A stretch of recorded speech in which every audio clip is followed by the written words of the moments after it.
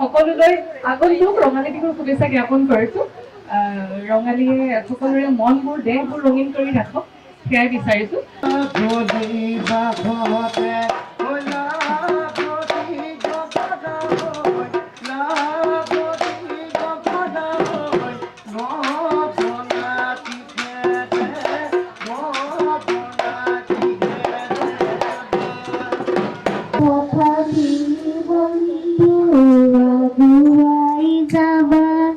তথাপি বন্ধু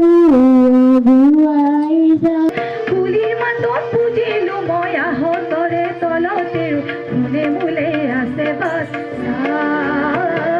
নাহৰ ফুলা বতৰতে মোৰ পাখি লাগি মনৰ মাজত কোনে আহি আজি গগনা বজাই। বিহু বুলি ক'লে আমি সকলো অসমীয়াই বলিয়া, কিন্তু এইবাৰ বহাগ যেন লগা নাই। সকলোৱে জানে আমাৰ সেয়া মধুৰ জুবিন আমাৰ মাজত নাই, কিন্তু তাৰপিছতো যিহেতু আমাৰ জাতীয় উৎসৱ বিহু আমাৰ চিনাকি, বিহুৰ লগত বহুত কথা জড়িত হৈ থাকে, বহুতো পৰম্পৰা জড়িত হৈ থাকে। গতিকে সকলোৱে বিহু পালন কৰিবই। আৰু আজি এই প্ৰাৰ্থনাত আপোনালোক সকলোৱে আহিছে, মোকো এইদৰে আমন্ত্ৰণ জনাইছে। আখৰ কলি দৈ আৰু মঙল দৈ জালুকে ফুৰাই ফুৰে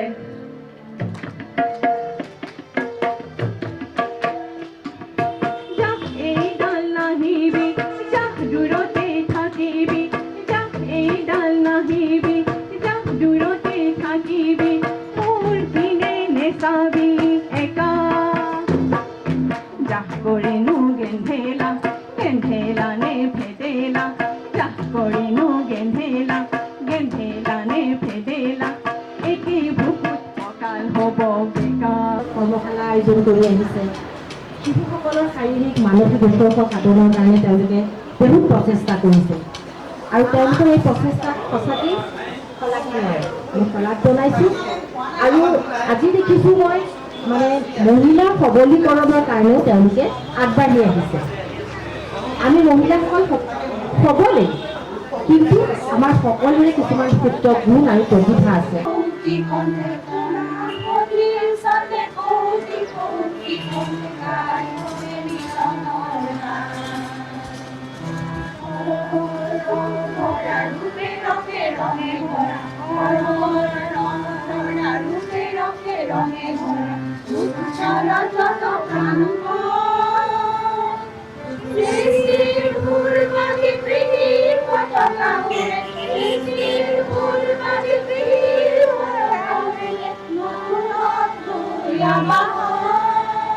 আজি মই ক'ব বিচাৰিছোঁ আমাৰ মৰমৰ বহাগ বিহু আৰু অসমীয়া সংস্কৃতিৰ বিষয়ে।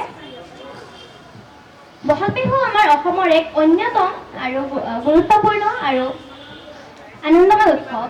এই উৎসৱে নতুন বছৰৰ আৰম্ভণি সূচায় আৰু লগে লগে নতুন আশা, নতুন সপোন আৰু নতুন উদ্যম লৈ আহে।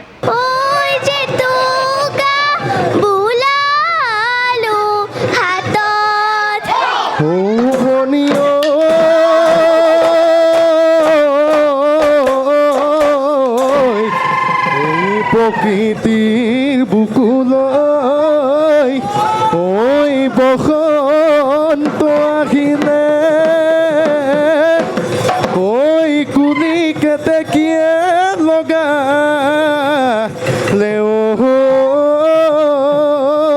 মাত ভনী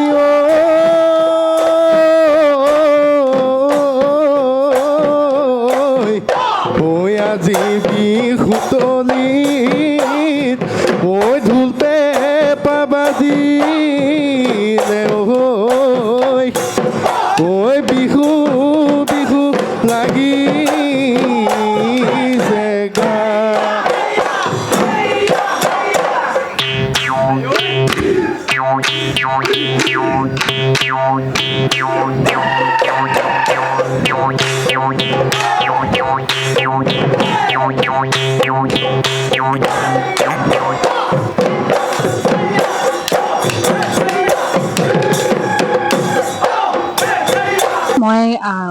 আদিপ অংকুৰণ ফাউণ্ডেশ্যনৰ মই ভাইচ প্ৰেচিডেণ্ট হয়।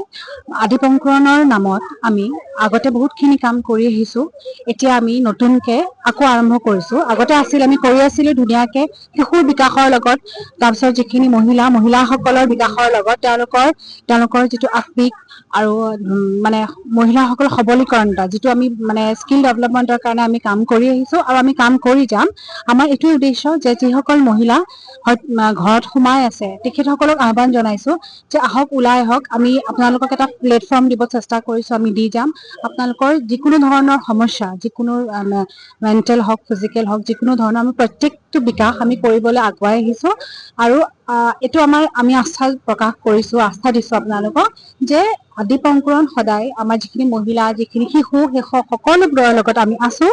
আৰু আপোনালোকৰ প্ৰত্যেকটো অসুবিধা, যিকোনো ধৰণৰ কথা আমাৰ লগত আপোনালোকে শ্বেয়াৰ কৰিব পাৰিব। আমি এটা হেল্পলাইন এনেকুৱা ধৰণৰ আমি ব্যৱস্থা কৰিম।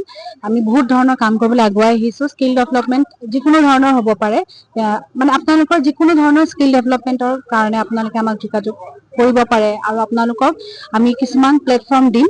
আৰু শিশু বিকাশৰ ক্ষেত্ৰত সেইটো বহুত মানে ল'ৰা ছোৱালী দুটাৰ কাৰণে আমাৰ থাকিব। চ' সেইকাৰণে আপোনালোকক আমি জনাইছোঁ যে আদিপ অংকুৰণৰ বেনাৰত, এখন আদিপ অংকুৰণ ফাউণ্ডেশ্যন, সেই বেনাৰত আমি যিটো উদ্দেশ্যলৈ আগবাঢ়িছোঁ, আমাৰ উদ্দেশ্য বহুত বিশাল। অকল আমি অসমতে নাথাকোঁ, আমাৰ ইচ্ছা আছে যে আমি আৰু আগুৱাই যাম আৰু পাৰিম। সেইকাৰণে আপোনালোকক এই সহায় সহযোগ, সকলো মহিলা আহক, আমাৰ সহায় সহযোগ জনাওক। আৰু আমাৰ যিটো আমি ভৱিষ্যতে আমি যিখিনি পৰিকল্পনা লৈছোঁ, যিখিনি আমি কৰি যাম, সেই গোটেইখিনি আপোনালোকক আমি জনাই থাকিম। আমাৰ পেজ যিটো আছে, তেখেতে আমাক সহযোগ কৰি আছে। সেইবাবে আমি প্ৰি বিহু চেলিব্ৰেশ্যন এটা কৰোঁ বাৰু, প্ৰাক বিহু। আৰু সেইবাবে আগবাঢ়ি আহিলোঁ। আৰু প্ৰত্যেকে আহি পেলাই যে মই কাকো ইণ্ডিভিজুৱেলি খুবকৈ মাতিব পৰা নাই, এটা মেছেজ দিছোঁ। আৰু বিশেষকৈ মই শলাগ ল'ব লাগিব মোৰ দুগৰাকী বিশিষ্ট অতিথি সদায় থাকে। এগৰাকী হ'ল শিল্পী শিখা দেৱী, অভিনেত্ৰী, সকলোৱে চিনি পায়। আৰু এগৰাকী ভ্ৰান্তি মেধি আহি পেলাই যাবলগীয়া হ'ল, শ্বুটিং আছে তথাপিতো আহিছে। এনেকুৱা কোনো অনুষ্ঠান নাই য'ত তেওঁলোকে উপস্থিত থকা নাই। মই আন্তৰিক ধন্যবাদ জনাইছোঁ এইখিনিতে। লগতে প্ৰত্যেকগৰাকী আমাৰ সদস্যা। আৰু মই ক'লো যেনেকৈ অকল এটা মেছেজত সকলোৰে উপস্থিতি দেখা পাইছোঁ ইয়াতে আহি। ইয়াতে কবিতা বাইদেউ মই প্ৰথমতে মেছেজে দি পেলাই থৈছোঁ, আহিব বাইদেউ, আহিম।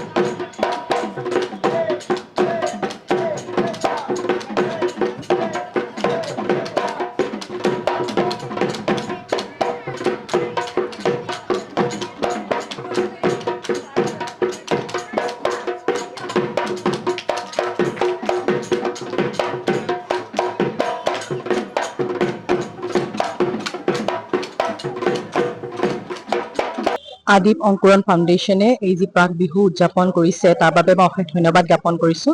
মই অনুষ্ঠানটিৰ সদস্য হিচাপে খুবেই গৌৰৱ অনুভৱ কৰোঁ, কাৰণ এই অনুষ্ঠানটি মহিলা সবলীকৰণ আৰু শিশু কল্যাণৰ লগত জড়িত।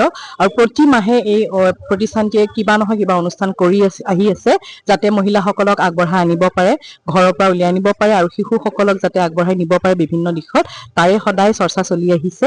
আৰু এইদৰেই আদিপ অংকুৰণ ফাউণ্ডেশ্যনে আগবাঢ়ি গৈ থাকক, তাৰে কামনা কৰিছোঁ। আৰু আগন্তুক অসমীয়া নৱবৰ্ষ তথা ৰঙালী বিহুৰ শুভেচ্ছা জ্ঞাপন কৰিছোঁ। ধন্যবাদ।